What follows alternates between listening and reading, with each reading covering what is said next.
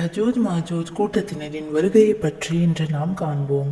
நபிகள் நாயகம் ஸல்லல்லாஹு அலைஹி வஸல்லம் அவர்கள் முன்னறிவிப்பு செய்த 10 அடையாளங்களில் யாஜூஜ் மாஜூஜ் எனும் கூட்டத்தினரின் வருகையும் ஒன்றாகும். இந்த கூட்டத்தினர் நீண்ட காலமாகவே அவர்கள் இருந்து வருகின்றனர். துல்கர்னைன் எனும் அரசன் 2 மலைகளுக்கிடையே உள்ள பகுதியை அடைந்த போது அதற்கப்பால் எந்த பேச்சையும் புரிந்து கொள்ளாத ஒரு சமுதாயத்தை கண்டார். அவர்கள், துல்கர்னைனே, யாஜூஜ் மாஜூஜ் என்போர் பூமியில் குழப்பம் விளைவிக்கின்றனர். எங்களுக்கும் அவர்களுக்கும் இடையே ஒரு தடுப்பை நீர் ஏற்படுத்திட உமக்கு நாங்கள் வரி தரட்டுமா என்று சைகை மூலம் கேட்டனர். அதற்கு அவர், என் இறைவன் எனக்கு அளித்திருப்பதே சிறந்தது. வலியால் எனக்கு உதவுங்கள். உங்களுக்கும் அவர்களுக்கும் இடையே தடுப்பை அமைக்கிறேன் என்றார். அவர் தனது பணியாளர்களிடம், என்னிடம் இரும்பு பாலங்களை கொண்டு வாருங்கள் என்றார். 2 மலைகளின் இடைவெளி மறைந்த மட்டமான போது ஊதுங்கள் என்று கூறி அதை தீயாக ஆக்கினார். என்னிடம் செம்பை கொண்டு வாருங்கள், அதன் மீது உருக்கி ஊற்றுவேன் என்றார். அதில் மேலேறுவதற்கும் அதில் துவாரம் போடவும் அவர்களுக்கு இயலாது. இது எனது இறைவனின் அருள். என் இறைவனின் வாக்கு நிறைவேறும் போது இதை அவன் தூளாக்கி விடுவான். என் இறைவனின் வாக்குறுதி உண்மையானது என்றார். யுக முடிவு நாளின் நெருக்கத்தில் அந்த தடை உடைக்கப்பட்டு அவர்கள் வெளிப்பட்டு வருவார்கள். ஒருவருடன் ஒருவர் முட்டி மோதிக்கொள்ளும் அளவுக்கு அவர்களின் எண்ணிக்கை பெருமளவில் இருக்கும். அவர்களில் முதலில் வருபவர்கள் தபரியா என்ற ஏரியில் தண்ணீரை குடிப்பார்கள். பின்னால் வருபவர்களுக்கு தண்ணீர் இருக்காது. அந்த நேரத்தில் ஈசா நபி அவர்களும் அவர்களின் தோழர்களும் முற்றுகையிடப்படுவார்கள். ஒரு மாட்டின் தலை இன்றைய 100 தங்க காசுகளுக்கு சமமாக தோன்றும் அளவுக்கு முற்றுகை நீடிக்கும். ஈசா நபி அவர்கள் அல்லாவிடம் இறைஞ்சுவார்கள். ஒரேடியாக யாஜூஜ் மாஜூஜ் கூட்டத்தினர் செத்து விழுவார்கள். பின்னர் ஈசா நபி அவர்களும் அவர்களின் தோழர்களும் தூர் மலையிலிருந்து கீழே இறங்குவார்கள்.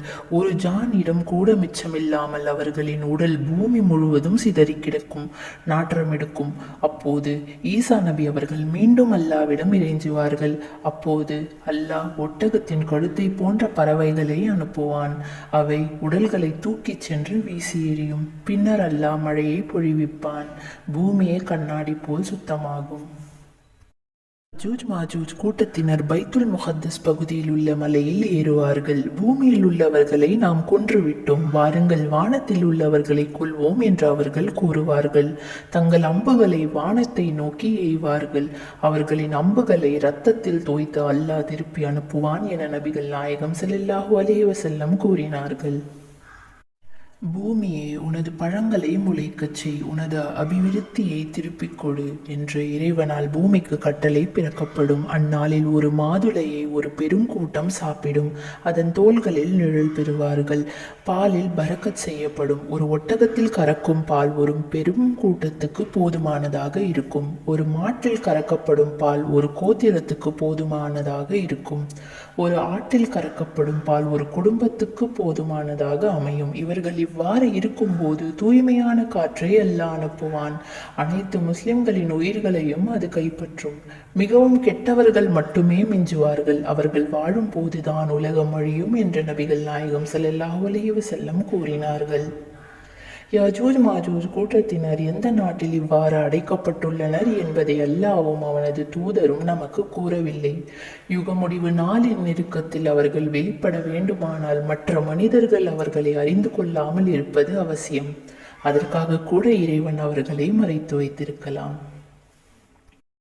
இந்த கூட்டத்தினர் தனியான இனத்தவர் அன்று. ஆதம் அலைஹிஸ்ஸலாம் அவர்களின் சந்ததியில் தோன்றியவர்களே என்பதை பின்வரும் நபிமொழி அறிவிக்கிறது.